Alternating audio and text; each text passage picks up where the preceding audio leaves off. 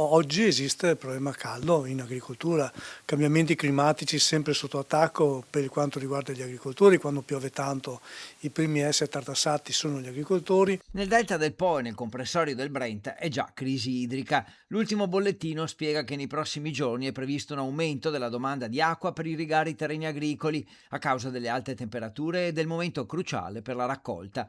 Attualmente la portata del Po è inferiore a 440 metri cubi al secondo, un valore al di sotto della soglia critica. Alcuni consorzi di bonifica hanno inviato comunicazione ai propri consorziati dicendo che ci sarà la possibilità e la necessità di eliminare dei turni di irrigazione. Nel momento in cui non c'è acqua va in difficoltà un intero settore e quindi siamo molto preoccupati su questo.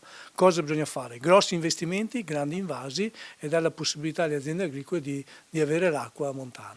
A soffrire di più le coltivazioni che si avvicinano al momento del raccolto. Le colture che oggi sono più colpite sono quelle che vanno oggi in maturazione, quindi il nostro mais soprattutto, ma anche tutte le colture orticole, quindi un settore in difficoltà, oltre all'aspetto anche del benessere degli animali. Sono stati fatti grandi investimenti anche per il benessere degli animali, ma questo non basta per evitare i danni. C'è una riduzione della produzione del latte e anche della carne nel momento in cui c'è molto caldo per lo stress appunto che i bovini subiscono. Insomma, una nuova emergenza ormai dietro l'angolo, guardando anche le previsioni di caldo torrido per i prossimi giorni. Nel 2022 ci fu una situazione simile, superata con 30 milioni di danni.